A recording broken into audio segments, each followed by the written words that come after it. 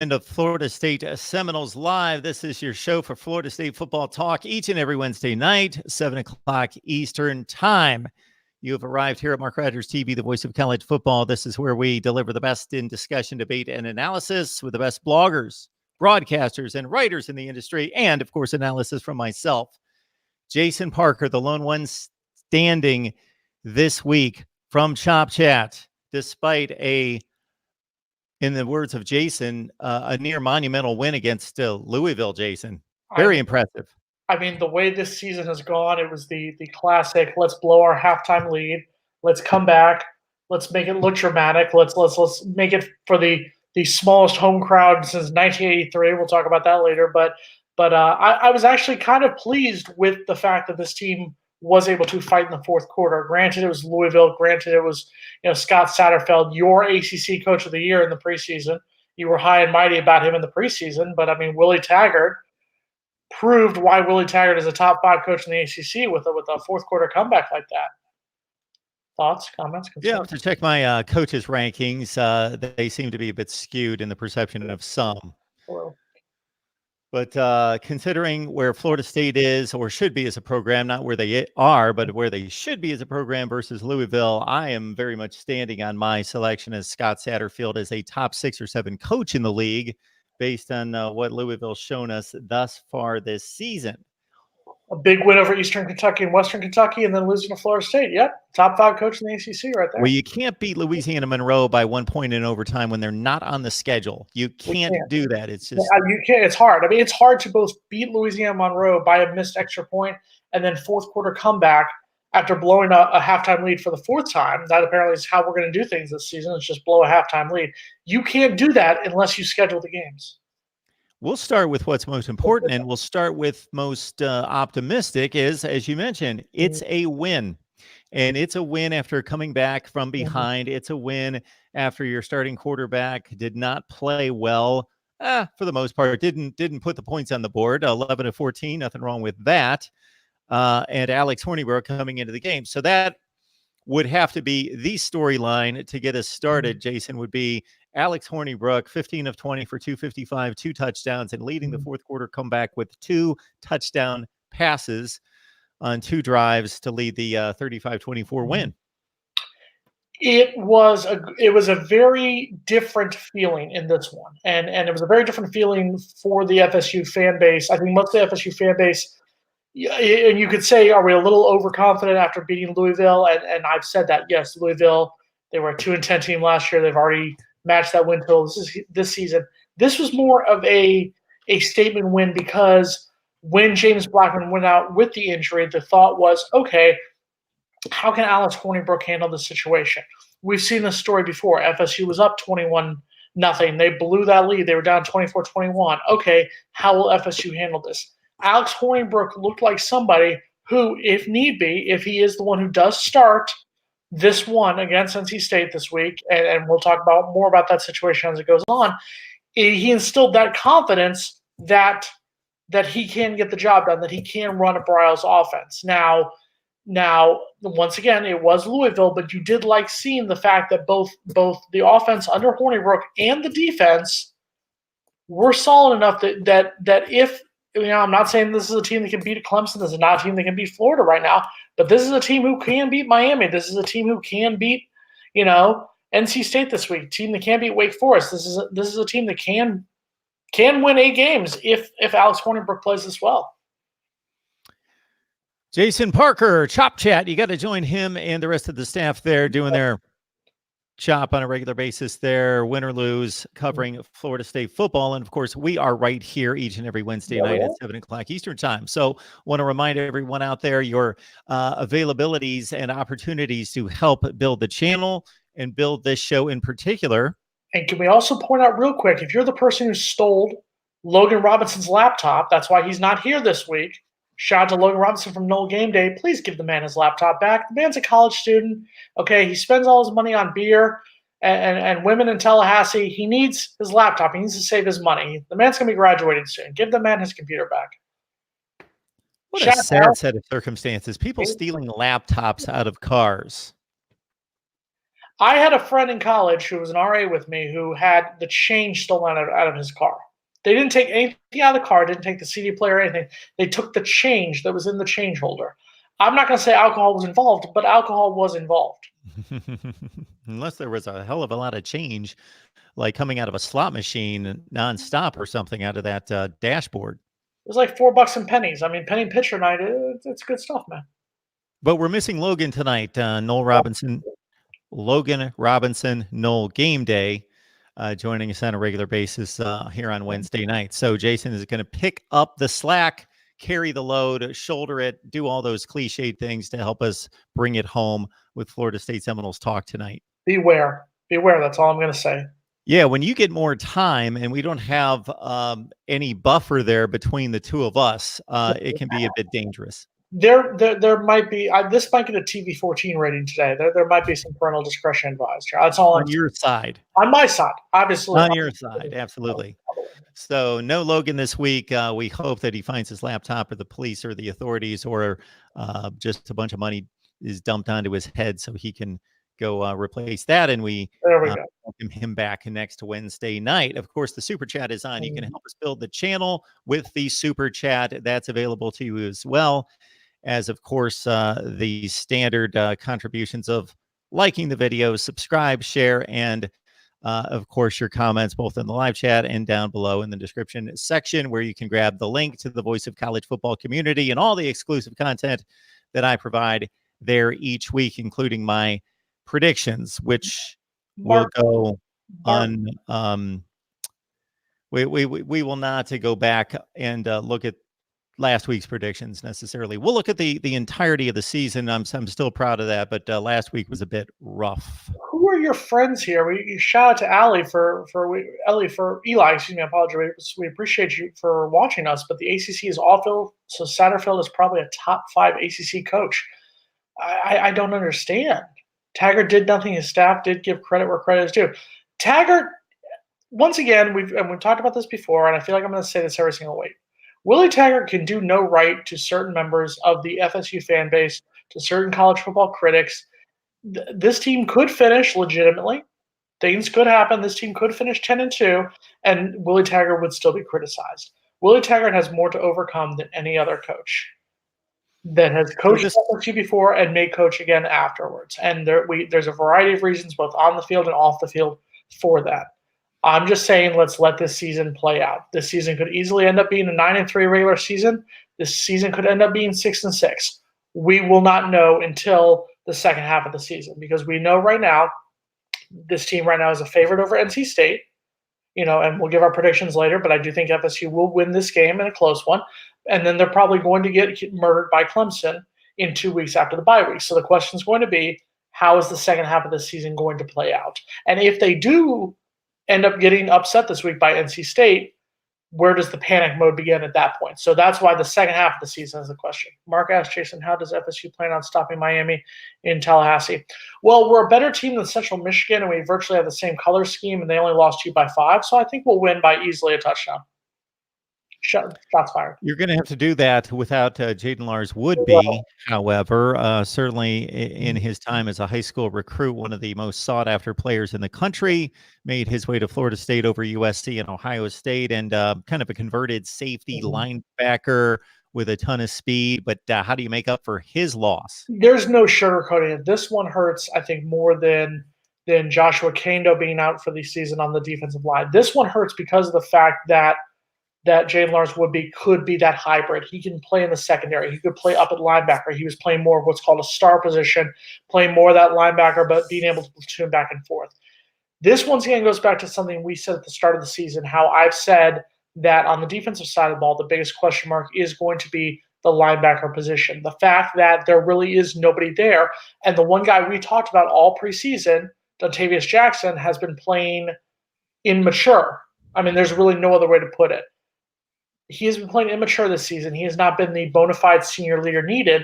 Jaden Lars Woodby is somebody who could play that position. And now with him being gone for the year, that's going to be the question. Who steps up? Do you get guys, like Amani Gaynor from the Tallahassee area?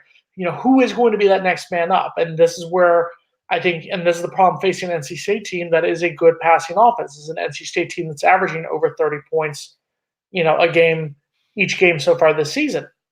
This is going to be the question. This is why I think it's going to be a high scoring game this week. And this is going to be the question. Who is the next man up? Who is going to step up?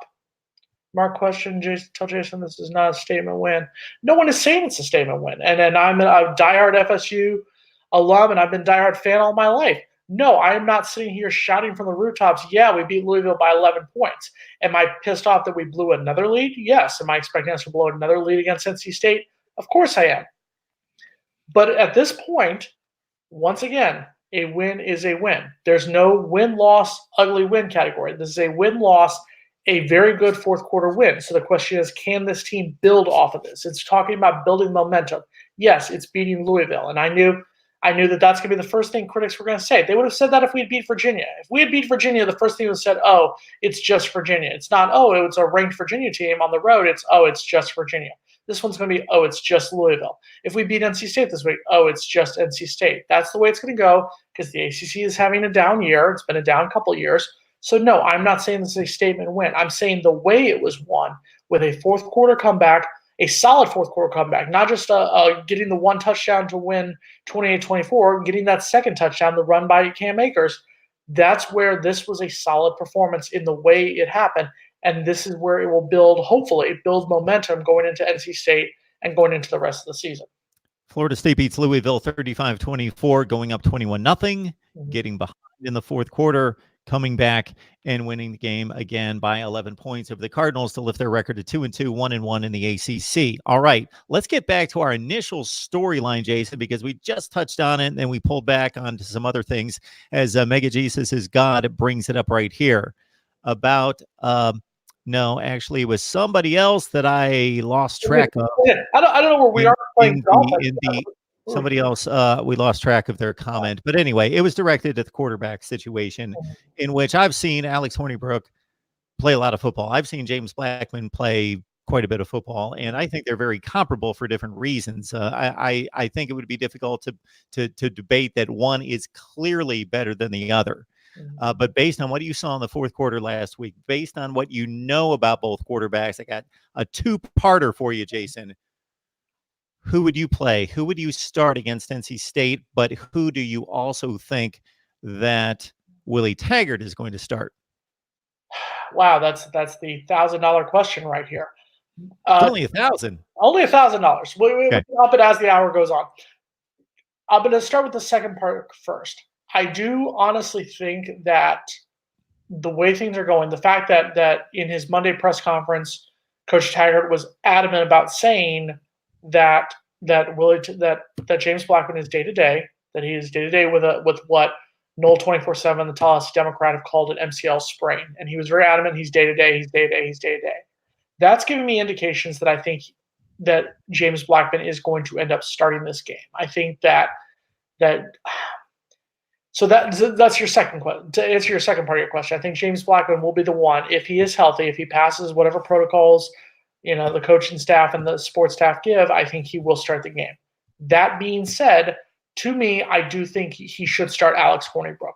Not because I think Alex Hornibrook is the better quarterback than James Blackman. If they're both healthy, if they're both 100%, I start James Blackman he's my starting quarterback. I don't think he has played himself out of that starting spot. I don't think that he played himself out in this Louisville game. And that's what I said last week. I said, I think the only way you give Alex Hornibrook the starting job is if James Blackman plays his way out of that spot. That being said, to me, health is the most important factor. And the fact that you are going to need James Blackman if you hope to beat Wake Forest, if you hope to beat Miami, if you hope to beat Boston College, Syracuse, and even Florida at the end of the season. I think that you start Alex Hornibrook in this game because he is the healthier one of the two, and because he showed you both. I mean, his first pass as a Florida State Seminole was a long touchdown to Keyshawn Helton, and then he led the drive that took what was inevitably the game-winning touchdown and led them down for the touchdown to put them up 11. That gave me the confidence that he can play around this offense and can lead this offense to score enough points that maybe the defense doesn't blow a lead in the fourth quarter this time. So I personally would start Alex Hornibrook, but I do think that if he is somewhat healthy, I would say 80% of what he is, I do think that James Blackman is going to start this game against NC State, unless something changes in the next 2 days before that. As soon as I find my latest top 25 that I released on Sunday, the top 25 that actually makes sense, I'm going to review that and answer the next question. But meanwhile, Jason, 29 carries for Cam Akers. We talked about it during the entire offseason. And then as the running back position became more depleted, is he going to be able to put up with that kind of wear and tear for 12, 13 plus games? I think that, and I'm sorry, I'm just looking up. I want to look up his stats for one moment to see what he totally has on yards right now. Okay, so far this season, he has 499 yards. He has 500 yards. So far through 4 games this season, he is only 200 yards shy of what he had all of last season. That's what happens when you give him the ball. Cam Akers is that kind of running back who can carry the ball 29 carries a game and do his work. That's the impressive number so far. You saw, we talked about this last week, how we need to see Cam Akers more. Excuse me. Sorry. I need Cam Akers to have at least 25 carries against NC State. That needs to be the number. If he has a 20 to 25 carry day, Florida State's chances increase immensely to win the ball game. It's when he only carries the ball 10 times, maybe 12 times a game. He is the best playmaker. He is the best offensive weapon right now on that team. You have to put the ball in your playmaker's hands. That's just football 101. So the more carries he gets, I am comfortable with that. That being said, I don't want to abuse him against games like Clemson, against games towards the end of the year like Florida, even against a Miami defense that has shown up the last 2 games. Against games like those, I feel like he needs to have better carries. He needs to facilitate himself. In those games, I'm fine with him only carrying it 15 and 20 times as long as he's getting me 6-7 yards a carry there. I think to me is more what I like about Cam Akers so far is that he's getting quality. He's getting 6 yards a carry, 7 yards a carry. He's having those long runs, those big runs. He's scoring touchdowns. He's making more with his time holding on to the ball. So that's what I like more with Cam. So I think he will hold up, but I think it needs to be smarter carries. I'm fine with him having 20, 25 carries, but they have to be smart carries. So I release a top 25 each and every week in which I say it actually makes sense because it's based on the results on the field and not based on preseason perception, it's not a prediction. So all the time I get littered with comments about, well, Auburn's going to have to play so-and-so and so-and-so and so-and-so in November. Well, I'm not making the rankings in November. I'm making the rankings right now based on who they played. And then when Team A is number 5 in the country and then they lose a game, then people come back and ridicule me because then they say, well, you should have predicted. Of course, I told you that they weren't number 5. Well, we don't ridicule the AP or the coaches poll when teams drop after they lose. It's not a predictor. Anyway, it's based on what's going on right now. I ridicule the polls all the time. I'm sorry. I'm the kind of guy who does not believe that there should be polls until probably the first week of October. Oh, there shouldn't be. This week. There should not be the poll system because you cannot tell me you could have that. And I'll say this even in the years when Florida State was ranked as a top 10 team and a top 5 team. It is impossible to me to rank rank a school off of what happened 8 months ago. Because you don't know what's going to happen. You don't know the upsets that are going to happen in week 1. You don't know any injuries that are going to happen or whatnot. To me, you play 3 games, 4 games, and then you get the idea of who is who were the real teams. What happens if Clemson gets somehow blown out this week against North Carolina? Or an Oregon team that loses to Auburn the first game of the year? That's why, to me, those games do not matter. The first month should not matter. It should be probably this week or the first week of October when rankings should come out. And I've said that for years now. So if the rankings meant anything, I would completely agree with you. I do agree with you that to rank teams after 1 game or 2 games is a bit ridiculous because you're making so many assumptions about how good other teams are. And I clearly state that after 1 game. We'll take Auburn, for example. They beat Oregon. Oregon was expected to be a really good team. Maybe they will be a really good team, but we're making an assumption about how good the win is, and we have to do that or you can't make any rankings. Now you make less assumptions as the peel comes off the onion each and every week. You don't need to make as many assumptions. The one thing that I also make clear is that I never state that my top 25 is foolproof. This is the exact top 25. If you got to claim that number 10 should be 7 and 6 should be 14, Absolutely. It's there to be debated, but there's logic involved. So I have no issue with Dennis saying you got Virginia 3-0, you got Penn State at 3-0, you've got Virginia ranked 6 spots below Penn State. They had a better win against Pitt. They were more dominant than Penn State was against Pitt, but that's not the entirety of the schedule. Penn State was more dominant in the other 2 games. But I clearly understand the point here, and that I can respect. I can respect, although Virginia did trail by 2 points at half and really turned it on in the second half. Penn State led early and kind of let it lounge their way to a 17-10 win. But clearly, you make the head-to-head comparison. It's logical. Dennis, I can respect your point. Well, I'll give you an argument using here in the Sunshine State, using the rival Florida Gators. This is a Florida Gators team that started off the season in the top 10, had a sloppy win over Miami in the first game, and now they are without their starting quarterback, Felipe Franks, for the entire season. Would you say right now, Florida, and I get that their backup quarterback had a great game last week against Tennessee, a Tennessee team that is struggling, that's making Florida State look good right now. Shout out to Jeremy Pruitt on that one. But right now, would you say Florida is one of the top 10 teams in the country? Especially knowing the fact that in the month of October, they are playing Auburn, at LSU, at South Carolina, and then their first game in November is Georgia. They could easily lose 3 games. 3 of those 4 games were right there, right now. That's why, once again, I think you have to wait to see what's going on. Because, yes, Florida with Felipe Franks at quarterback, 100% a top 10 team.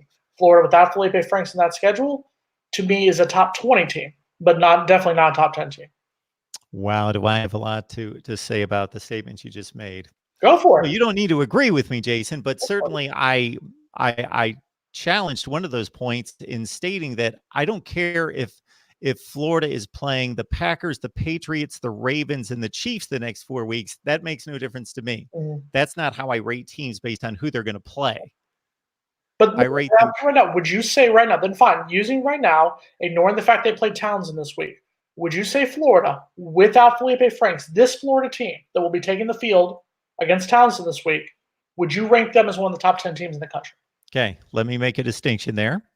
Based on their resume, yes, I have them ranked number 7 in the country right now. They beat a decent Kentucky team, a decent Miami team, and when I use the term decent, I'm saying they're 2 of the top 40 to 45 teams in the country. And they also ripped Tennessee, which is no great source of pride, but they did what they needed to do, 34-3. So the resume, to me, is number 7 in the country. Let me make a distinction. So I gain all sorts of criticism for this each and every week. So last week I did what people are clamoring for me to do, a number of people, and just state who I believe are the top 25 teams in the country, regardless of resume. And once I went through the entire process, I ranked Florida number 17 in the country. I believe they're, again, not exactly the 17th best team in the country, but right now I have them estimated as the 17th best team in the country. That's where I believe they are as a football team.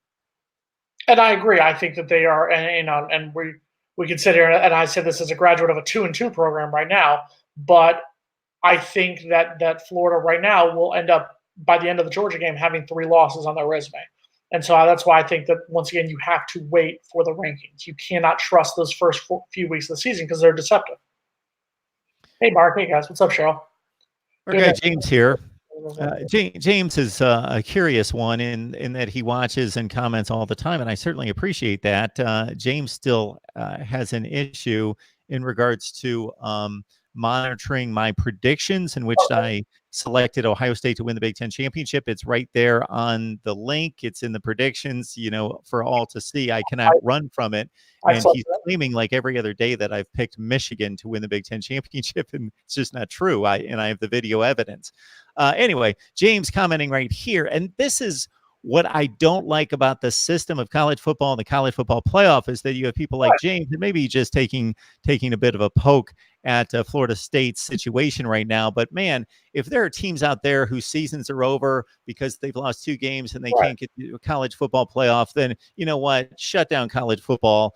I hate this college football playoff or bust mentality, and we can't enjoy college football otherwise. Well, it's because, I'm sorry, and I'm going to say this as the resident graduate of a Southern university that was a football power at one point, earlier a decade ago or whatnot. The playoff system is a joke. The college football playoff system is a joke. And for all the talk about how the BCS was so flawed, everyone wants to point out the fact that Nebraska played Miami in 2001 because they didn't win the division, and the fact that Auburn was undefeated and didn't win the title in 2004. Okay, so that's 2 years out of 16. I'll take that ratio over split national champions in 1991, over the multitude of split national champions before. The playoff system is a joke because it's created the system where if it's not the two semifinals in the championship game, A, your bowl doesn't matter, and B, like you just said, that when you lose 2 games and you're out of the quote-unquote playoff hunt, your season is over. That's a joke.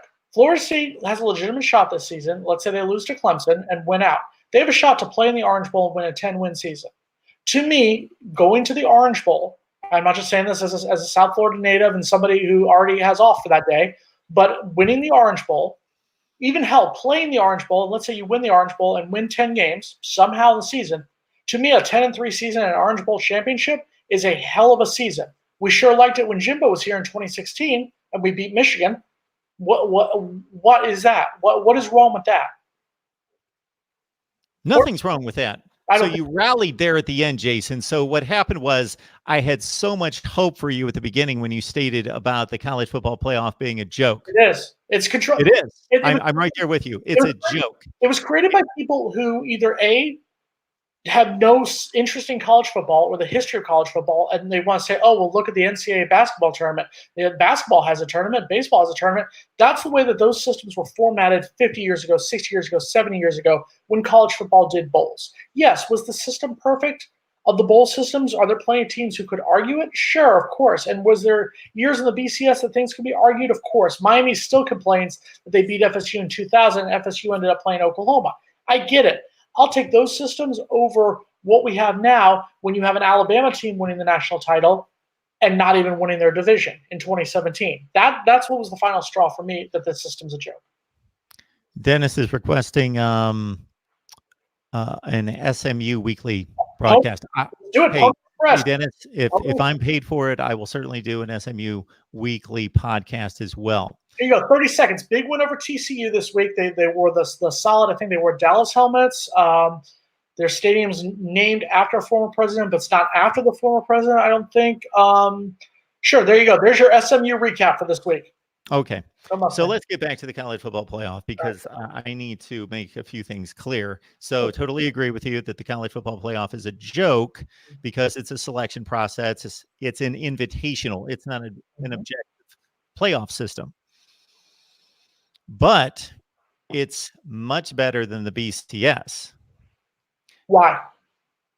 It affords 2 more teams that have earned the right to be considered for a national championship the opportunity to prove it on the field. So the only reason it's better than the BCS is that there are always multiple teams that have earned a right on the field to be considered worthy of playing for a national championship. And in the BCS era, we only selected 2. Now we're selecting 4. So it's just inherently better. It's still not good, still not chosen the right way, still flawed, but better.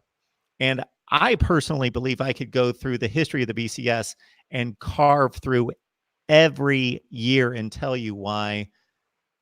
Not necessarily that the 2 teams selected weren't the right teams, but that there were other deserving teams that had just as much of a right to play in the championship game.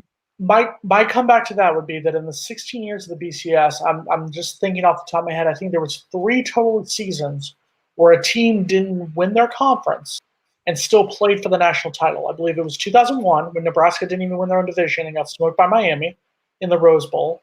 It was 2003 when Oklahoma lost to Kansas State, I believe, in the Big 12 championship and lost to LSU. And then in 2011 when Alabama lost to LSU and then played LSU for the national title. So that's 3 times in 16 years. In the 5 years of the only 2 spots. You can't even get conference champions into 2 spots. Hold on, let me finish, please. The 5 years that we've had the playoff system, we've already had it twice where a team hasn't even won their own division and has all of a sudden made the playoffs. 4 spots. You got more conference champions involved. Right, which means you're trying to turn it into, once again, it's trying to turn it into like a basketball. To me, if you can't even win your own division, then you do not deserve to be in the playoff. That to me would be a rule. I think that the college football playoff should be champions only. Because to me, to be one of the best people, to be one of say you're one of the best 4 teams, you have to have a championship to be on your resume. And I would say this even if it's Florida State. If Florida State was 11-1 and their one loss was to Clemson, I would say Florida State, and Florida State did not play in the ACC championship game. I would say Florida State does not deserve to be in the college football playoff. And they could be ranked number 4 nationally. You should have to have your championship. And the fact that we are already 2 out of 5 as opposed to 3 out of 16, we're almost at the same exact number in less than half the time. No. You cannot make that comparison because you're talking about 2 spots versus 4 spots. So in 16 years, you had 32 spots. Mm-hmm. And you had 3 times selecting a non-conference champion. The other 29 times you had a conference champion playing for the national championship. Correct. Whereas in 5 seasons of the college football playoff, that would be 20 spots, only twice did you have a non-conference champion. So you had 18 out of 20 times a conference champion was selected in that spot to play for a national championship. And I think that that's the way it should be. And I'm sorry, I don't think Alabama should have gone in 2017. And I get that Alabama won the title. They beat a very good Georgia team. They should not have been in, and Ohio State should not have been in the 2016 season. It's just not the way it should happen. James, thank you for hitting the like button. James, why do you? And everyone else. James looks like Booger McFarland a little bit. Does he not? He's got the nice solid bald head, nice eyebrow up. You do look like I'm going to leave that one rest. I'm a huge Booger McFarland. Shout out to Booger McFarland, Tampa Bay Buccaneers. How you doing? LSU. Talking Florida State following the big win against Louisville, 35-24. NC State's on tap. Of course, NC State has been one of the better teams in the ACC in recent years. I believe they kind of missed that window that Ryan Finley, Bradley Chubb, a number of playmakers on offense like, Kelvin Harmon and others, Hines and so forth and so on, where they had a pretty good team, but they would run into Clemson and some others and not get the job done. Now, I believe that that window is closed and that they're going to be a 7 or 8 win team, it appears, this year. They've already got a bad loss against a West Virginia team. They could barely slip by James Madison and got mauled at Missouri. So I would expect Florida State to win this game. Where are they playing this week? It's in Tallahassee, 7:30 at night, so hopefully you'll get more than 46,000 people for this one. So far, it looks like we're going to have at least 60,000 so far. So there'll definitely be an upgrade in fans. Weather's supposed to be nice up there. Chop Chat will be heading up there on Friday, so we will be up in Tallahassee, reliving our college years for a weekend. To me, the issue with NC State has, and you hit the nail on the head when you said it. NC State, for about the last 5 years or so, with Clemson's dominance in the ACC, it's been, is this the year NC State can challenge them? Is this the year NC State can challenge Clemson? Is this the year NC State can make some noise? And then, like you said, they finish with an 8-5 season and end up in what used to be the CarQuest Bowl or whatever, the Belt Bowl, whatever you have now.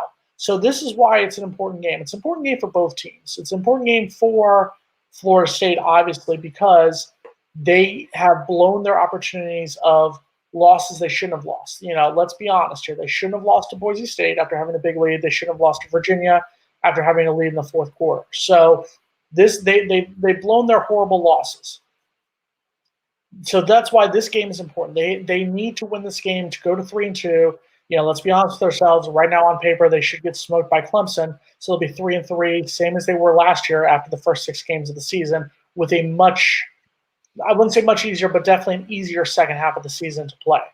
So that's why. But for NC State, this game is also important because they look like garbage in the second half against West Virginia, and they had a sloppy win against Ball State. If you look at the numbers, you look at the stats, they need to come out into Tallahassee. They've won 2 in a row. They've won the last meeting between the 2 teams in 2017 in Tallahassee.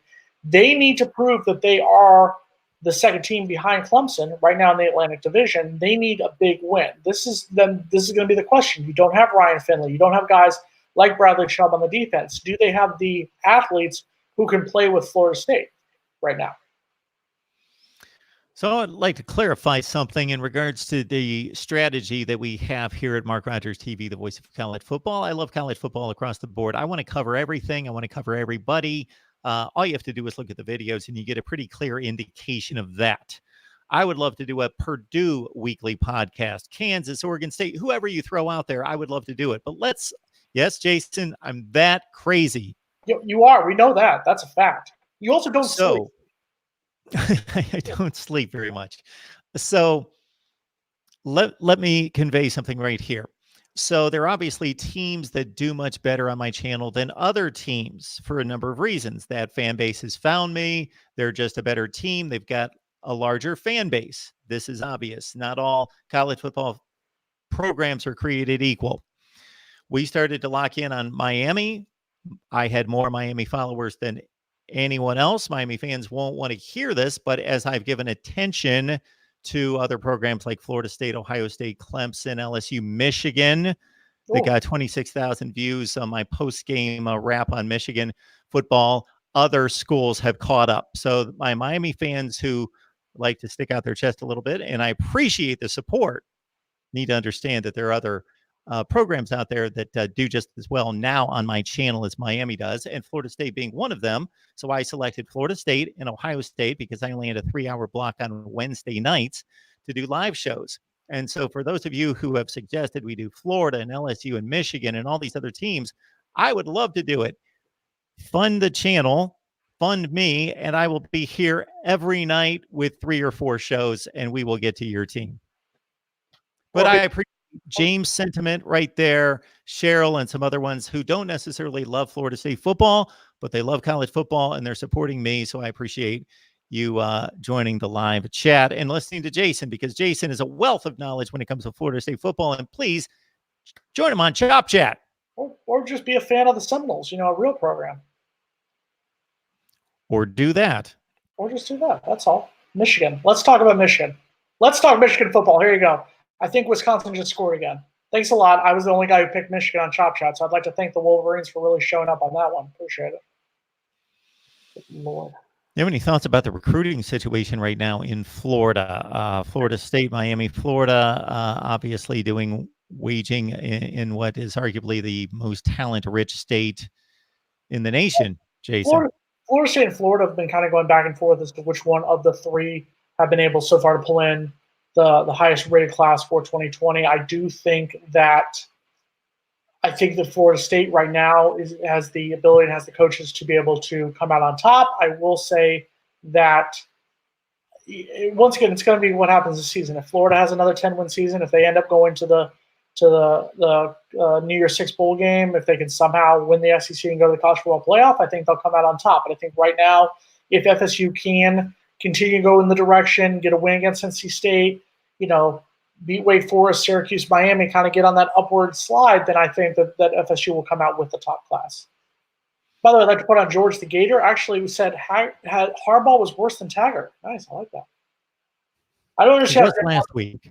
But I don't understand. Jim Harbaugh is a coach who should be on the hot seat. Jim Harbaugh, I will say this, and nothing against Michigan. I rooted for them when they played Florida.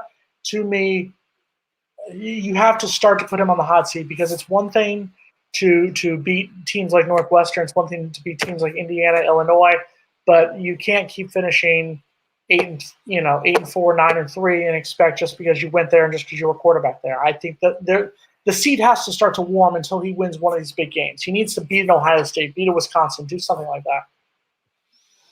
I've been a bit pro Harbaugh for most of this time, but it's becoming more and more difficult to do so. He took over a team that went 5-7, that was winning about 55% of its games over the previous 8 to 10 years. So he certainly has upgraded the program.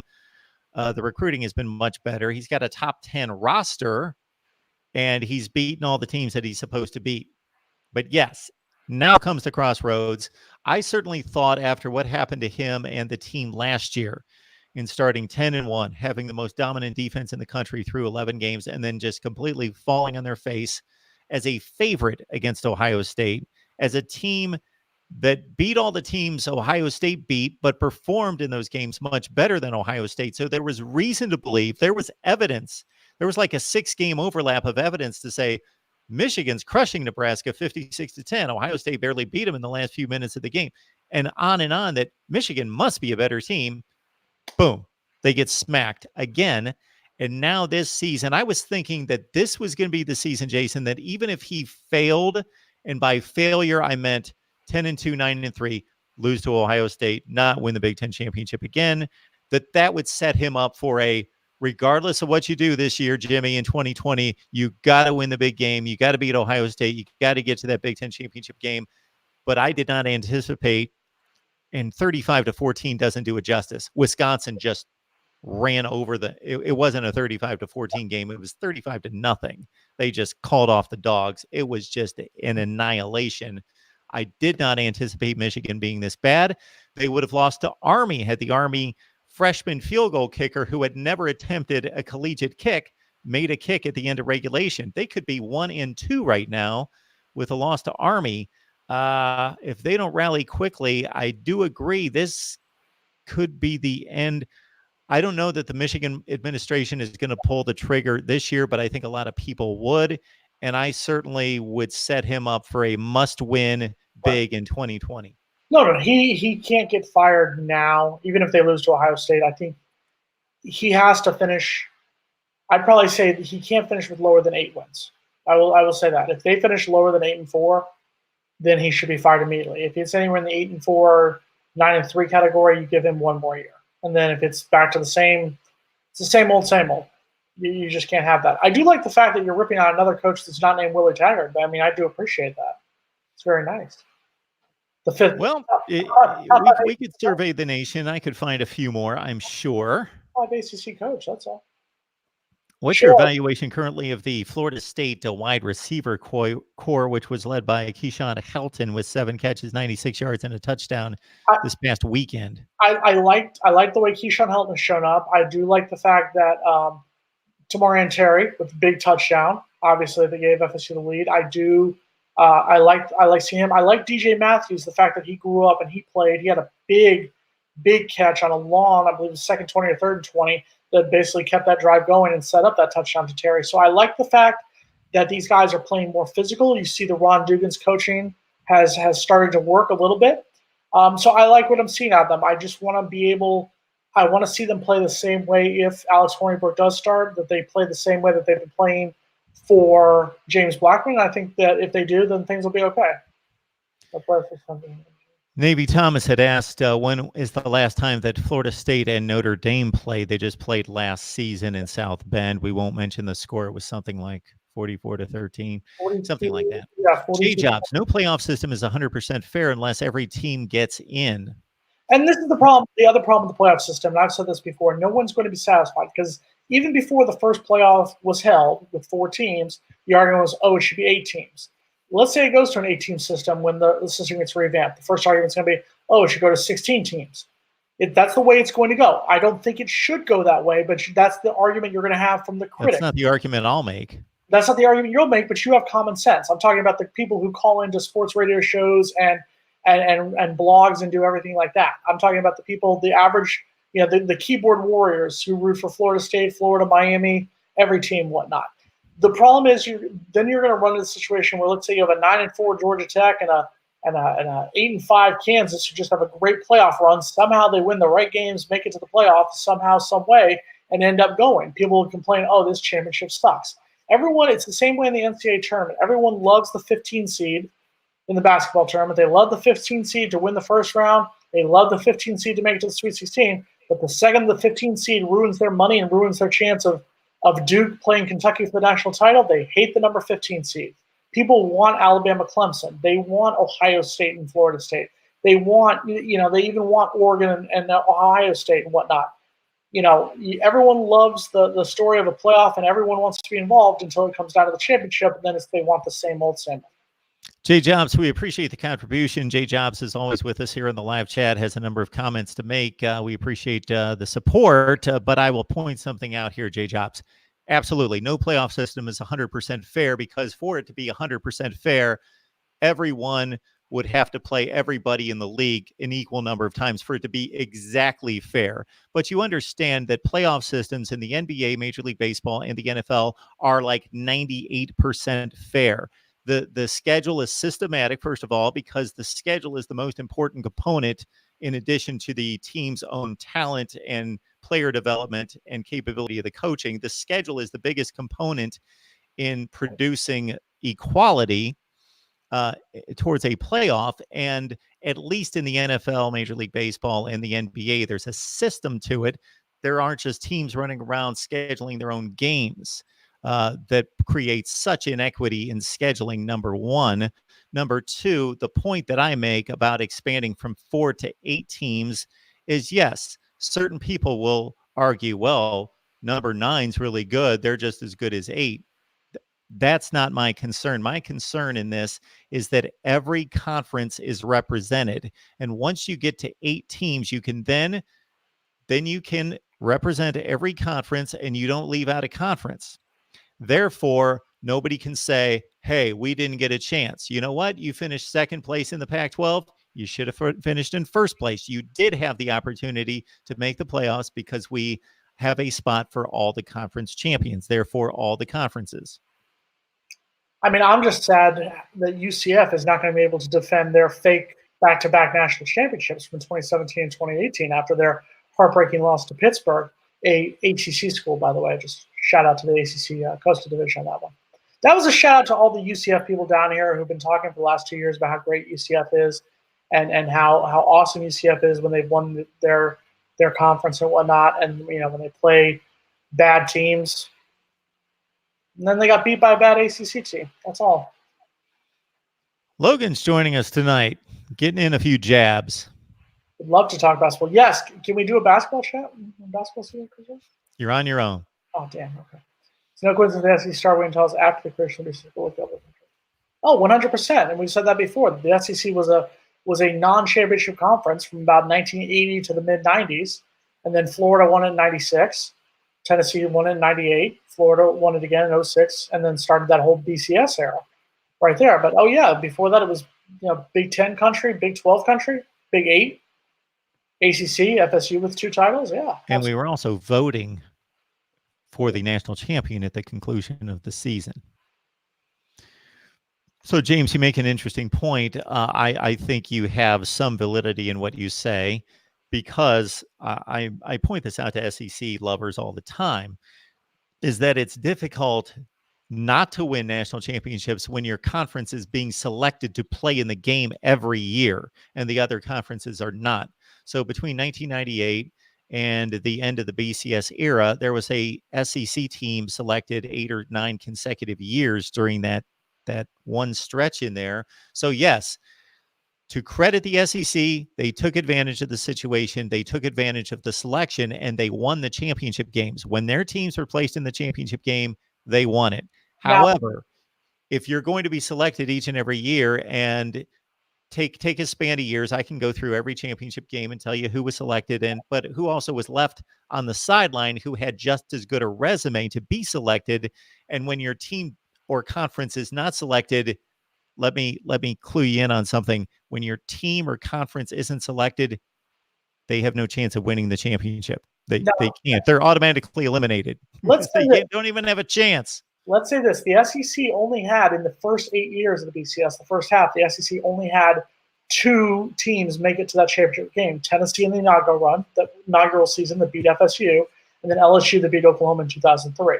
And the only other team that you could probably argue could have had a shot is Auburn in 2004, but I think that USC team was going to smoke Oklahoma, Auburn, whoever they played on that one.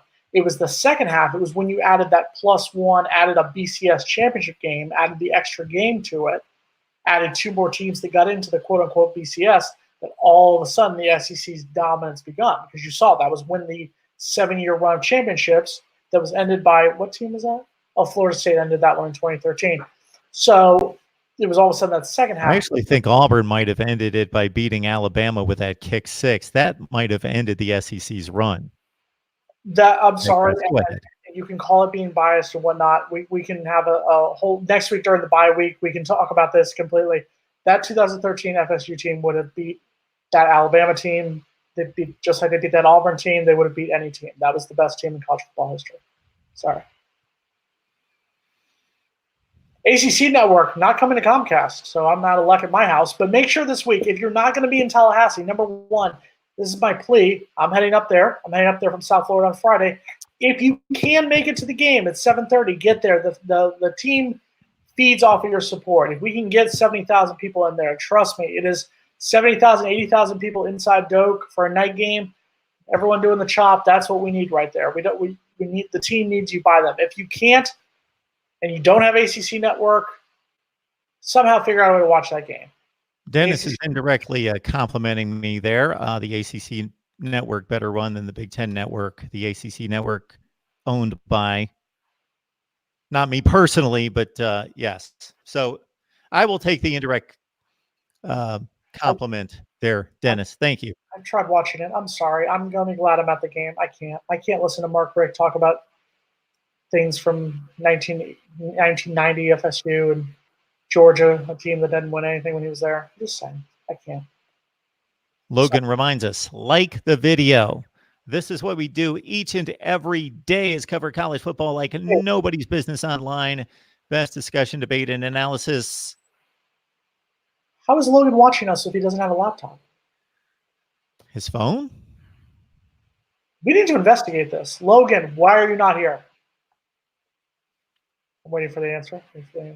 We talk Florida State football each and every Wednesday night with Jason Parker and typically with Logan Robinson of Knoll Game Day. Please join their respective sites there at Chop Chat and also Knoll Game Day.